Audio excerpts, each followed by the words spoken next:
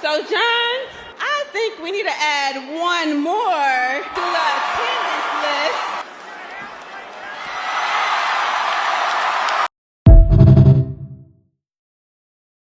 So, WrestleMania is upon us, and I'm here to do the review and see how well did it go.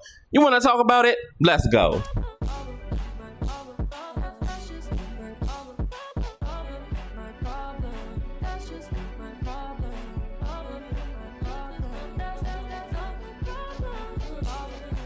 Hey, what's going on YouTube land? This is your boy TJ and welcome to my YouTube channel Wrestling Nostalgia, where I get my wrestling content on these videos. And today we are going to be reviewing WrestleMania and see, how it's going to shape up, because it's been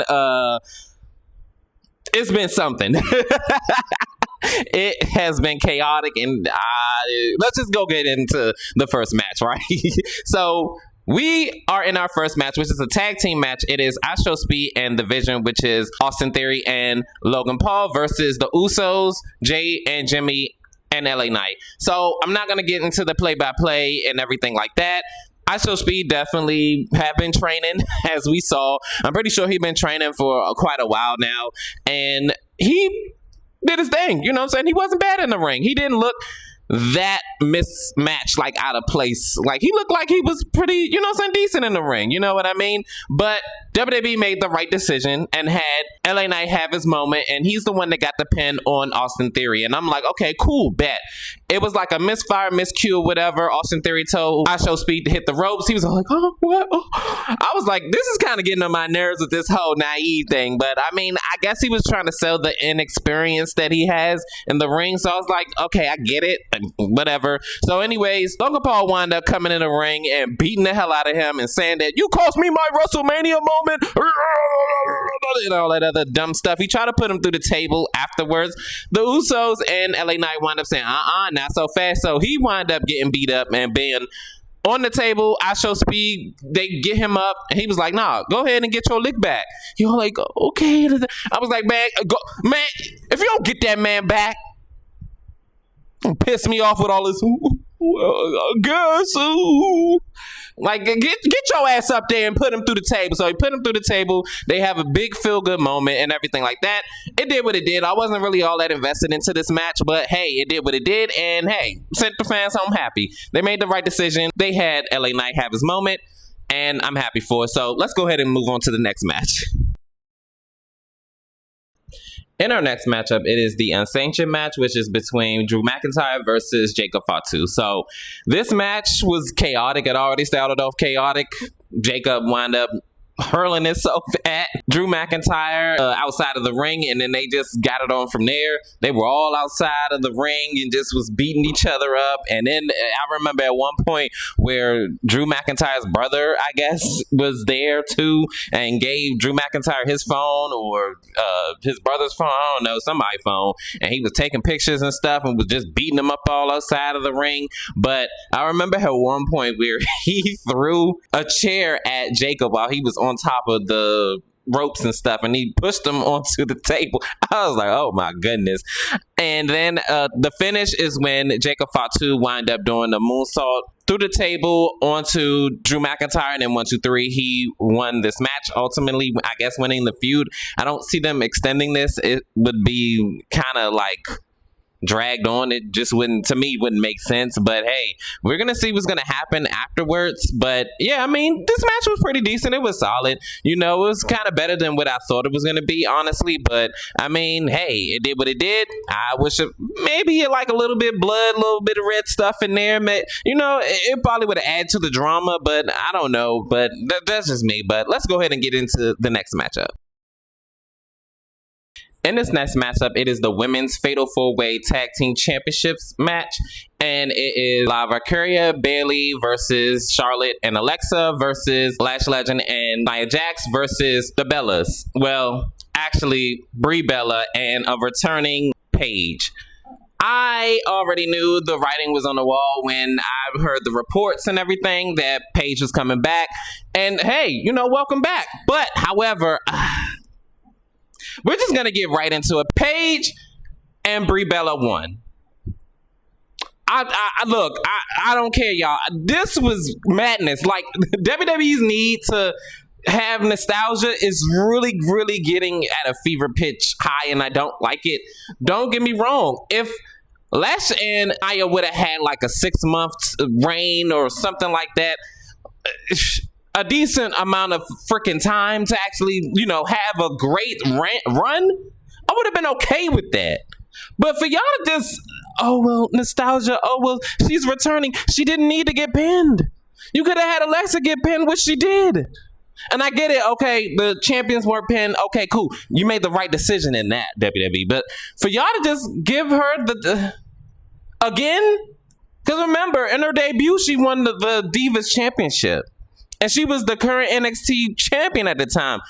Look, the match was solid. It was a solid bout. I'm not about to get into, I'm just flustered because this was ridiculous. Like I said before, nothing wrong with Paige winning, only if the circumstances were different. But you know what? Let's get right into the next matchup because I don't want to say nothing else. Like, let's go. Congratulations. In our next matchup, it is the Women's IC Championship match. It is Becky Lynch versus the reigning and defending IC Women's Champion AJ Lee. So this matchup started off with AJ Lee getting the best of Becky in the beginning, and then the dynamics had flipped. This was pretty decent back and forth bout, and the story with this match is crazy because Becky and I guess the referee Jessica Carr have like this underlining rivalry going on, and she's like getting in her face like throughout this match, like, oh, you counted too fast, oh, that was a 3. So that played a part in this because towards the end of the match, when AJ Lee looked like she was like running towards the ropes, it's crazy because she actually did get the Black Widow's submission move on her, but she wound up like pulling on her hair or something like that and like getting out of it. And then plus she had her hand on the rope. Also, they had traded off the manhandle slams against each other. I found that very hilarious. But anyway, towards the end of the match, this is where AJ Lee wound up bumping into the referee or something like that. And then while the referee was trying to get the turnbuckle or whatever, like back on because Becky had took it off, she wound up like knocked out briefly, and then Becky rams AJ Lee's head into the turnbuckle, and then she hits the manhandle slam. I said, yep, that's it. 1, 2, 3, your new Women's IC champion, Becky Lynch, a 3-time IC champion. I think she's the only multiple-time IC champion. I thought that maybe AJ Lee would have came out on top only so that way Becky could go to SmackDown. That was my dream booking. I would have loved to see that, and then possibly won the Women's United States Champion, and then she probably would have been a Grand Slam. But I don't think WWE really wants to do that, being as though that this is going to be her last contract. I mean, I don't see why not. And it's coming up in June. But we have to wait and see how everything plays out. She won. Hey, and let's go ahead and go to the next match. Congratulations to Becky, but let's move on. In our next matchup, it is Seth Rollins versus Gunther. I'm not gonna lie, I wasn't here for this match. It just came out of nowhere. It was random, but for what it was for, I mean, they did what they did. Not the best matchup I ever seen in my life, but it wasn't horrible. They did their thing. They was going at it, and they wanted to give y'all a show, and that's exactly what they did. But, however, the ending to me is what kind of saved it just a little bit. So, here's what happened. Seth Rollins looked like he was on the verge of winning. He already got powerbombed all over the arena. Like, literally. He got powerbombed in the ring, like, to open up the show. Then he got powerbombed all in the damn apron, and then the announcer's desk. I was like, oh my gosh, that man back is going to be aching in the morning. Goodness gracious. But he wound up like doing a stomp a couple of times like throughout the match. But like I said, this match actually was a pretty solid bout. Just, it wasn't my taste. But anywho's, Braun Breaker came out and speared the living hell out of Seth Rollins. And then he gets him in the ring. And then this is where Seth is all like focusing on him. He's like, oh, you, and then he wound up getting the sleeper hold put on him by Gunther. He passes out. Gunther wins. This is about damn time because this is his 3rd WrestleMania, and if he would have had a 3-time losing streak going on, I was about to be like, oh, so they about to Sasha Banks him? Like, so he needed this win way more than Seth did, and he won. I was thinking to myself, though, Why didn't he just tap out? Like, what happened to tap out losing? What happened to losing by a tap out? Like, everybody just passing out, just like this tap. I mean, John Cena did it. Goddamn, even though he and he smelled. Anyways, moving on to the next match. Congratulations, finally, Gunther has a win under his belt in WrestleMania. So hey, there's that. In our next matchup, it is the Women's World Championship matchup. It is Liv Morgan, the challenger, facing off with Stephanie Vaquera, the Women's World Champion. So this matchup actually was pretty solid. You know, these two women had a vendetta. This was crazy. Like, they already started off throwing bows. Like, they were just going at it. And I remember at one point where Stephanie Vaquera was about to get hit with her own Devil's Kiss move where, you know, Booker T just loved to and all that other stuff. So I thought that was about to happen. I was about to say, come on, pancake cakes, girl, come on. Towards the end of the match, this is where the Judgment Day women like were trying to distract the referee, and it looked like it was about to work. Liv Morgan winds up hitting her Oblivion 1-2. Stephanie kicks out. Then Stephanie winds up getting her lick back, and she winds up wiping out the Judgment Day members, Raquel and Roxanne, with a top rope move, but it was to her detriment because then Liv wound up coming up from behind, knocking her into the steel steps. She winds up getting her back in the ring. She winds up doing the double knees. Then she winds up hitting her Oblivion 1-2-3, your new Women's World Champion. I kind of already figured that here was going to be where Stephanie Vaquera's Women's World Championship reign was going to go ahead and end because, I mean, she already had a solid reign. It was long enough. I don't know where else we was gonna go from here. I'm pretty sure she's probably gonna get a rematch 9 times out of 10 on Raw. I don't know why, but I just have a feeling that's gonna happen instead of, you know, having a payoff at a PLE event. But hey, maybe we won't get a rematch. I don't know, but we have to wait and see how everything turns out. But hey, on to the next match. So in this next segment, it is Bianca Belair, and I'm like, okay, what? Okay, come on, EST of WWE WrestleMania. Okay, couldn't do this without you, boo. But anyway, so she comes out and she is welcomed with a great ovation, which they better. And she winds up, you know, welcoming the crowd. She said, you know, WrestleMania, you can't have WrestleMania without the EST. And then she said, you know, what is WrestleMania without a few surprises? So let's go ahead and add one. And I'm like, so when she took off her, you know, garments or whatever, you know, her robe, I'm like, is she about to have a match, an impromptu match or something? Like, what's about to happen? Like, what? Then when I seen the baby bump, I was like, I was genuinely shocked because, you know, Bianca Ben said that she wanted to have kids and everything like that. And I'm thinking to myself, with this whole finger situation, I'm like, child, you might as well go ahead and have a child at this point. Shoot. I mean, you having all this time off, but that was the real reason why. That's what I'm thinking or speculating, that's the real reason why she didn't make her return at the Royal Rumble. She was pregnant and she looked far along. Like, she like, what, 3-4 months or something like that? Maybe a little bit like longer. And that's so crazy because Naomi just had her baby. And I'm like, okay, this is y'all synchronization. Yo, that is wild work. You know what would be crazy? If Naomi already had her boy, we already knew she was going to have a boy since last year, right? When she was, what, 3 months? Or what was it, 2? No, when she was 2. You know what would be crazy? If Bianca Belair has a girl and then they wind up together. That would be crazy work. But anywho, congratulations to Bianca Belair, the EST of WWE. She is with child. She is carrying, and I'm like, oh my gosh. And then this is when John Cena said, oh, thank you for this. You know, woo. He embraced her and everything like that. And I'm like, okay, cool. This was a great moment. This is really, you know, this really raised up my spirits. I was like, wow. I didn't think what I said was actually going to come true because I was just thinking it in my head, never said it out loud, but I was thinking like, damn, she's going to be out for this long. You might as well just have a kid. And she is. So congratulations to the EST. She's having a baby EST of her own. I'm on my own. Not no more boo. Not no more, but congratulations to Bianca Belair. Love her down. And hey, guess we ain't gonna see her until next year. But you know what?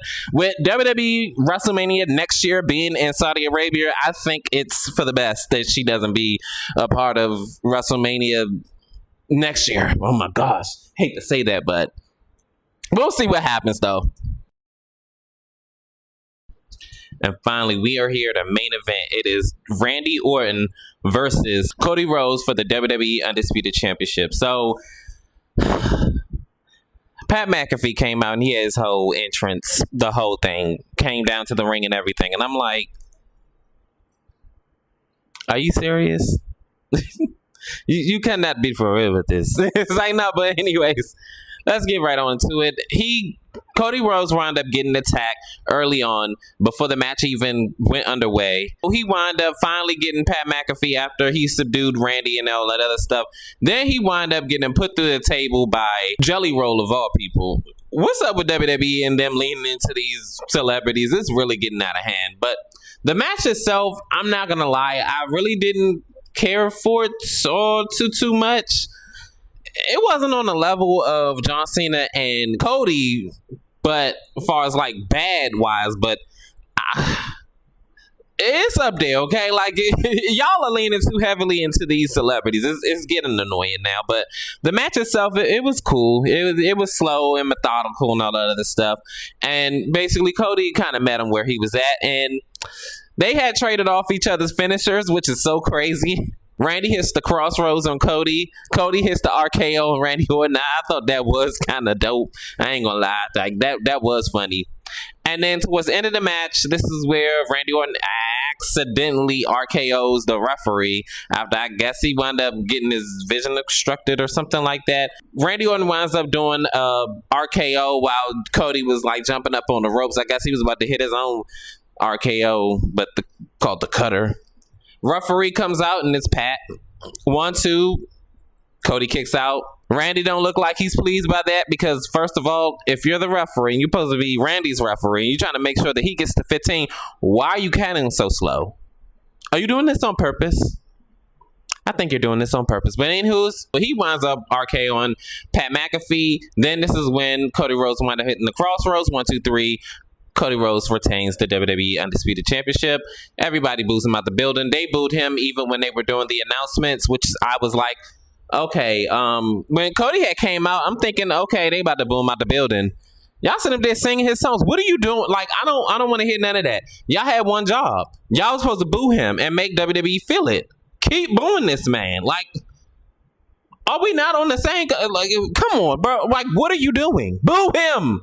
But y'all did y'all thing. Y'all booed him. He held up his championship. Oh, yeah. He won. Boo. I was like, good. Yes, thank you. And then Randy Orton winds up hitting him with the championship punk kick, and everybody goes crazy. The crowd came unglued. I said, there you go. There you go.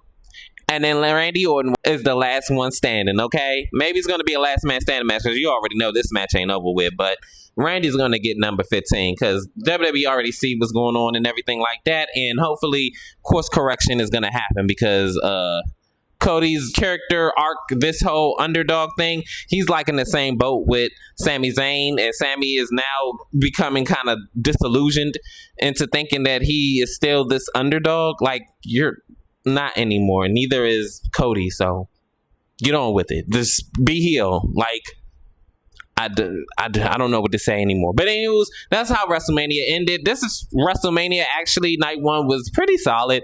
It ain't nothing to write home about. But hey, I mean, the match quality, I'm not gonna lie, it was not like dog pile, but it's not like, yeah, like one of the best WrestleManias ever. It's just, you know, the middle ground. But anyways, that's all I got. And that's my feelings on WrestleMania. Comment down below, how did you feel about WrestleMania? Did you feel like it was a great WrestleMania thus far? Or do you feel like you were left wanting more and it just was not it?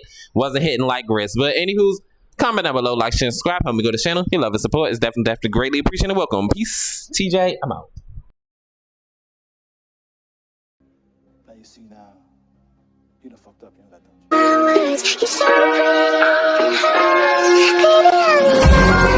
you?